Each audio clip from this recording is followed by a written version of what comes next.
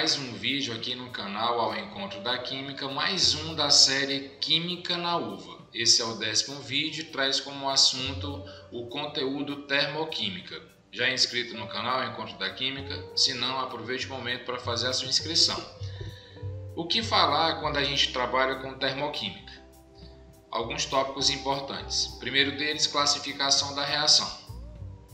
As reações podem acontecer absorvendo calor ou liberando calor, já que a gente está falando em termoquímica, temperatura associada a essas transformações da matéria. Nas transformações endotérmicas ocorre a absorção de calor. Já na exotérmica ocorre a liberação desse calor, ok? Primeira coisa que a gente deve estar classificando aí. Algumas características de cada processo vão ser vistas em algumas questões. O outro tópico é a interpretação de equações. Por quê? Porque assim, essas equações elas podem apresentar o ΔH fora da equação ou pode apresentar na equação. E aí de maneira bem simples, o que é que tu vai observar? Se o ΔH está fora e é negativo, caracteriza uma reação exotérmica. Se é positivo, caracteriza uma reação endotérmica. Agora, se essa energia vir na equação, o que é que você vai observar?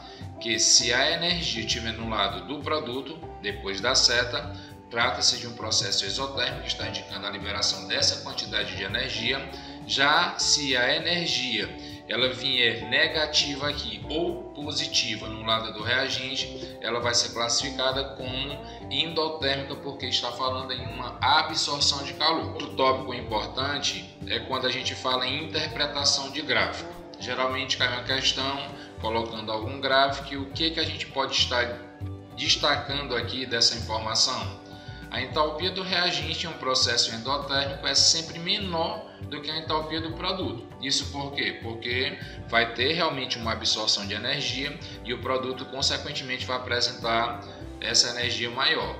O contrário acontece na reação exotérmica, já que está tendo liberação de energia. Então o que a gente observa? Que a entalpia do produto é sempre menor do que a entalpia do reagente. Outro tópico que eu destaco é exatamente o cálculo de entalpia, certo? A variação do ΔH. A gente pode estar classificando de três formas. A gente pode estar calculando o ΔH por meio de uma reação, o ΔH envolvendo ligações, energia de ligação, e também pela lei de Hess, que é a soma das equações até encontrar uma equação e determinar esse ΔH. Mas essas informações eu vou colocar quando aparecer aqui nas questões.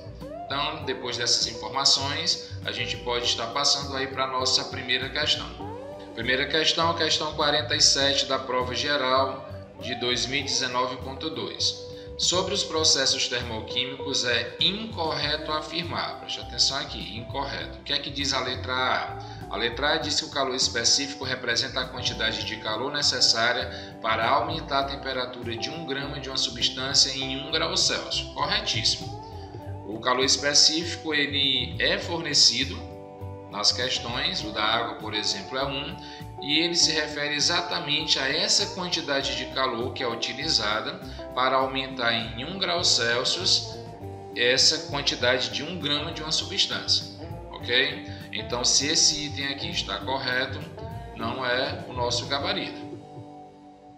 Letra B. A letra B diz que a entalpia de ligação para uma ligação dupla entre átomos A e B é 2 vezes a entalpia de ligação para uma ligação simples entre átomos de A e B. Olha o que ele está colocando aqui.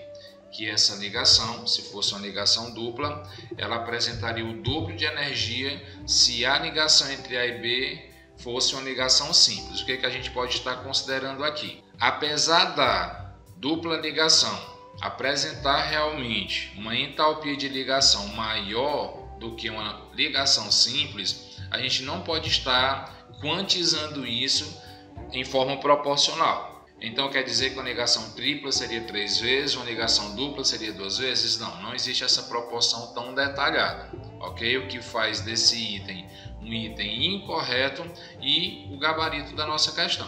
Só conferindo as outras, o que é que diz na letra C? Que em um processo endotérmico o fluxo de calor ocorre das vizinhanças para o sistema, já que ele está absorvendo calor, corretíssimo aqui. E A letra D, a entalpia para a formação de uma ligação é sempre um número negativo. Quando a gente está falando de entalpia de ligação, a gente sabe que para quebrar uma ligação ela precisa absorver calor e se forma essa ligação ela libera calor. Por isso que ele está colocando que a formação de uma ligação é sempre um número negativo. Então a única incorreta, a letra B, a gente já pode passar para a nossa próxima questão.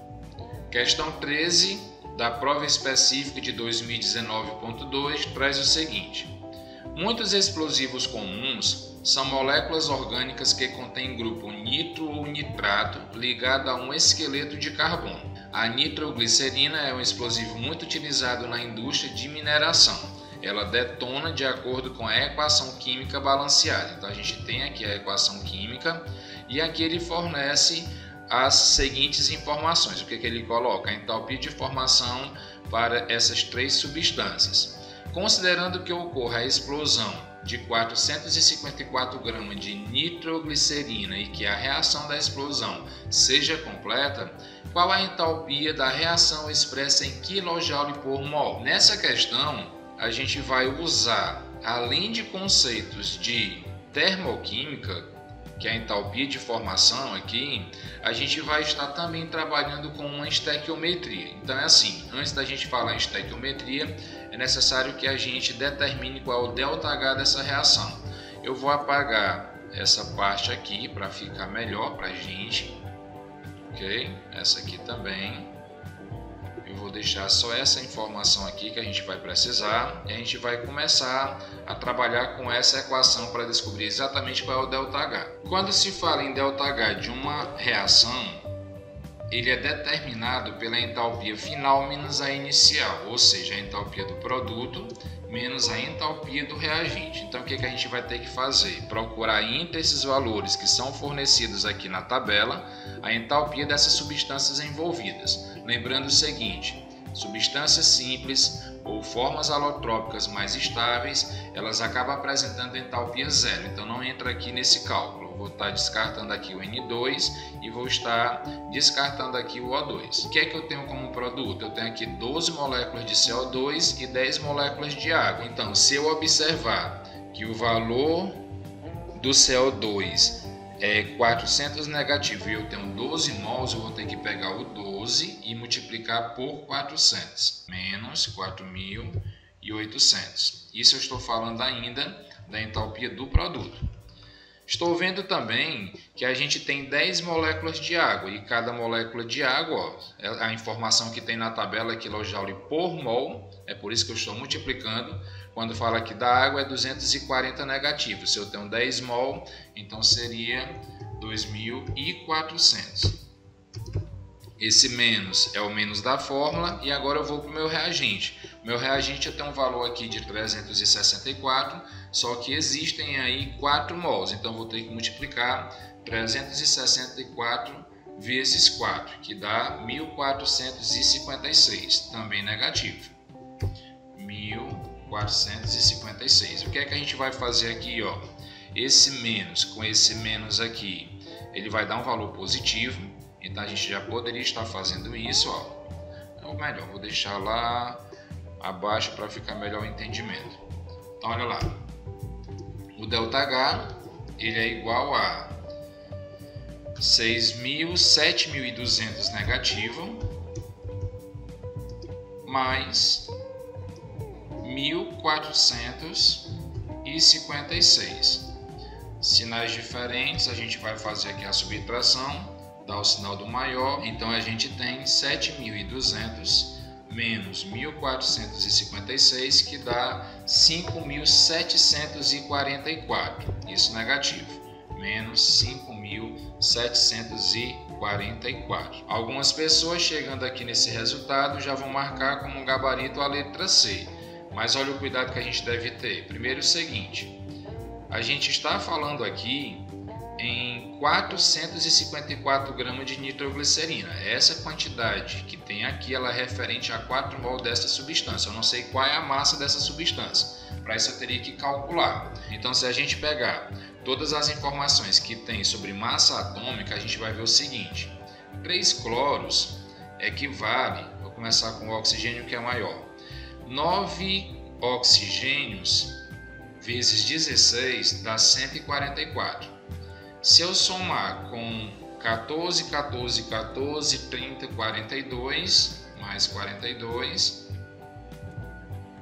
mais 5 do hidrogênio e mais 3 do carbono, 36, o que eu estou fazendo aqui é só pegando a massa de cada elemento. Isso é fornecido na prova. Vai dar aqui uma massa de 227 gramas. Só que 227 gramas é 1 mol. E quantos mol eu tenho aqui? 4 mol. Então eu vou ter que multiplicar isso aqui por 4 e vou ver que vai dar uma quantidade de 908 gramas. Então aqui é preciso fazer uma proporção. Em que sentido? Vocês viram que o peso aqui dá 908. E esse 908 gramas é o que gera exatamente essa energia de menos 5.744. Só que eu não tenho 908 gramas. O que eu tenho aqui é 454. Então 454 gramas é o dobro, que é a metade, É a metade. Então o que a gente vai ter aqui, Qual é a metade desse valor, então? Aplicando a proporção, a gente tem que 5.744. Pelo gabarito já sabe que é a letra B, né? Mas vou fazer só a nível de informação. Então, dividido por 2 dá exatamente 2.872 negativo, sendo aqui o gabarito da questão. Então, deixa eu só explicar, antes de passar para a próxima questão, o que a gente fez aqui. Primeiro, a gente determinou o ΔH dessa reação, que dá 5.744 negativo. Para isso, o que foi que a gente fez? A gente pegou as informações de massa de cada substância, viu que aqui tinha 4 mol de nitroglicerina, descobrimos a massa 908 e sabemos que essa massa 908 é o que corresponde exatamente a essa energia de 5.744. Só que a questão não está pedindo de 908 gramas. Ela está pedindo o valor de entalpia relacionando 454 gramas de nitroglicerina, que é a metade disso aqui. Então, se é a metade, 2.872, ok? Gabarito letra B. Questão 52 da prova 2019.1, conhecimento geral. A combustão do hidrogênio é mostrada na equação a seguir. Quando a reação é controlada para que 2 mol de hidrogênio se queimem para formar 2 mol de água a uma pressão constante, o sistema libera uma energia de 483,6 kJ de calor. Todas essas informações você pode acompanhar aqui nessa equação. Então vamos lá olhar o que a questão está pedindo. Sobre a equação termoquímica são feitas as seguintes afirmações e pergunta aqui quais delas são corretas. Então vamos ver. Primeiro, a entalpia é uma propriedade extensiva. O que é uma propriedade extensiva? É aquela propriedade que depende da quantidade de matéria. E no caso, se a gente aumentar a quantidade de substância que a gente tem, a quantidade de calor envolvida ela vai aumentar. A gente até viu na questão anterior uma proporção relacionada a isso. Se eu diminuir a metade, a entalpia também caiu a metade, ok? Então esse item está correto quando diz que entalpia é uma propriedade que depende da quantidade de matéria. Estando correto, a gente já pode descartar aqui a letra D e a letra B. Vamos lá para o item 2. O item 2 ele diz o seguinte: a variação de entalpia para a reação é igual em valores absolutos, mas oposta em sinais para o ΔH da reação inversa. Também correto. O que é que ele está dizendo aqui? Que se o ΔH dessa reação é menos 483,6 kJ, o inverso dessa equação, que seria a decomposição da água, ela apresentaria o mesmo valor numérico, apenas com o valor negativo mudado. Agora seria um valor positivo. Então o item 2 estando correto, a gente já sabe qual é o gabarito da nossa questão. Letra C. Por que o 3 está errado? O 3 diz que a variação de entalpia para uma reação independe do estado dos reagentes e produto. E a gente sabe que o estado físico ele vai sim influenciar na entalpia da reação. Ok? Então, gabarito, mais uma vez, letra C.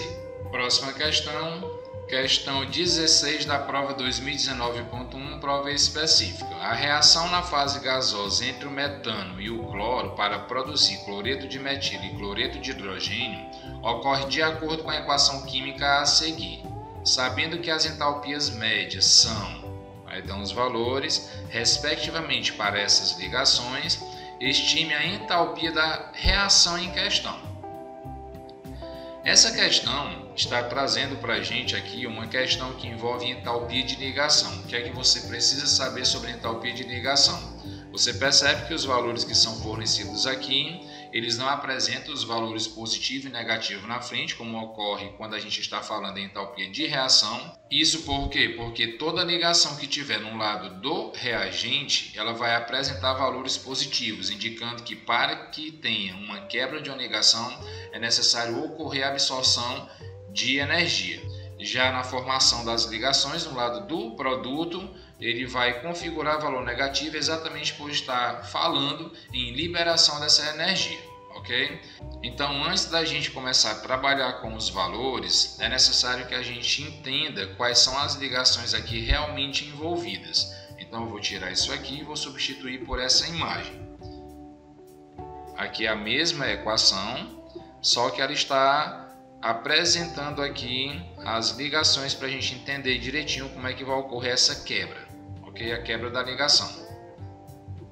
Então, olha lá, eu tenho aqui nesse lado 1, 2, 3, 4 ligações CH, uma ligação ClCl, 3 ligações CH, uma ligação CCl e outra ligação HCl. O meu ΔH ele vai ser determinado por valores positivos quando se fala no lado do reagente, valores negativos quando falam no lado do produto. O que eu te aconselho aqui é o seguinte, ó, como nesse lado tem 3 ligações CH, tem 4, né? Mas aqui só tem 3, eu aconselharia, para evitar cálculo, que a gente já fizesse aqui uma anulação dessas 3 ligações com essas 3 ligações. Vai diminuir o teu trabalho com cálculo.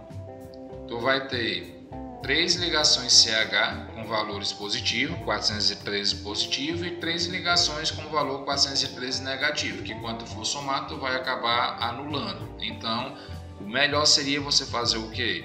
Considerar aqui só a ligação CH, que é quanto? A ligação CH é 413. Como está no lado do reagente, ele vai ser mais 413. Eu tenho uma ligação cloro com cloro. A ligação cloro com cloro é a segunda, 242. Então, ó, mais 242. Resolvendo logo isso aqui, eu tenho uma quantidade de 655. Ó, mais 655. Olhando agora no lado do produto, essas 3, como eu falei, né? Eu acabei cancelando com essas 3, eu vou considerar só a ligação CCl, que vai dar quanto, ó? CCl é a terceira, então dá 328 negativo, isso porque está no lado do produto, menos 328. O que mais? A ligação HCl, que é a última, 431. Então, menos 431. Então, se a gente somar isso aqui, vai dar um valor de 759. Então, ó, menos 759. Aqui agora é só a gente fazer o que, né? A gente pegar esses valores e somar. Somar os 655 positivo com 759 negativo. Fazendo essa soma, a gente tem aqui valor de 104, e como 759 é maior, então a gente vai ter que o nosso ΔH ele vai ser igual a 104 com um valor negativo. Essa é a energia dessa reação com base na energia de ligação, gabarito letra C. Então olha lá, mais uma vez, quando se falar em entalpia de ligação, e tu vai saber disso pelos dados que a questão vai fornecer, ó, ele vai te dar dados referentes às ligações. Tu vai lembrar sempre que as ligações do lado do reagente, que antes da seta, vão apresentar valores positivos, vai ter que ter absorção de energia para quebrar a ligação, enquanto as ligações no lado do produto vão liberar energia. Beleza? Próxima questão. Questão 13 da prova específica 2012.2. Do ponto de vista da termoquímica, podemos distinguir dois tipos de reação: as reações exotérmicas e as endotérmicas. Sobre as endotérmicas são feitas as seguintes afirmações. Olha lá, tem 4 afirmações aqui e a gente vai estar classificando quais delas aqui são verdadeiras ou são falsas e ver qual é a sequência de cima para baixo, a sequência correta. Primeira coisa que eu já estou vendo aqui é que a afirmação 4, pelos itens, ela é verdadeira. E quando a gente observa aqui, realmente faz sentido, porque eu estou falando de um processo endotérmico. Se é endotérmico, a variação de ΔH vai ser positiva.